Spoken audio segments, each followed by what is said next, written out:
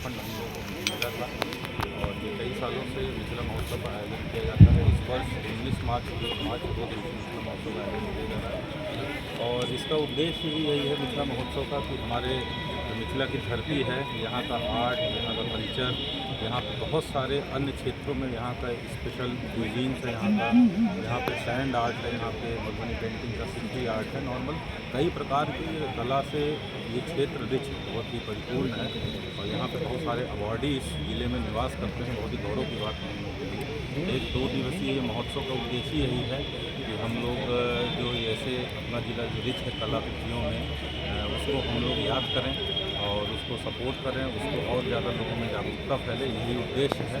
तो ये 2 दिवसीय मनाया जा रहा है और अभी यहाँ पे स्टॉल भी इस बार हम लोग लगाए हैं। तो हर बार जैसे पहले विभागीय स्टॉल लगता था, अलग अलग विभागों की योजनाओं को प्रचार करवाते थे, लेकिन ये चूँकि मिथिला महोत्सव है इस बार हम लोगों ने निर्णय लिया था कि नहीं, हम लोग मिथिला का स्पेसिफिक यहाँ की आर्ट्स है, यहाँ के खाद्य सामग्री है, जो भी यहाँ लोकली प्रोड्यूस होता है तो उसका हम लोग प्रदर्शन करेंगे। यहाँ की किताबें हैं और यहाँ से आप लोग जाते हैं विवाह के लिए वो पंडीकरण की व्यवस्था है। अब 400-500 साल पुरानी हल्दियाँ मिलेंगी, अंगीकार हैं सौराठ सभा में, तो उन सबको हम लोग थोड़ा प्रमोट करने के लिए वो करने के लिए यहाँ पे उसको स्टॉल उनका भी लगवाया गया है।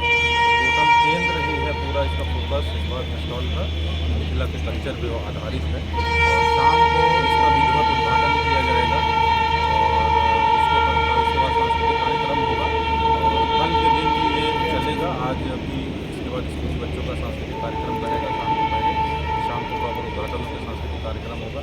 कल के दिन में हम लोग बच्चों में जो मिथिला पेंटिंग का उसको बढ़ावा देने के लिए कल उसका भी 18 साल से कम उम्र के बच्चों के बीच भी मिथिला पेंटिंग का एक कॉम्पिटिशन भी रखा गया है।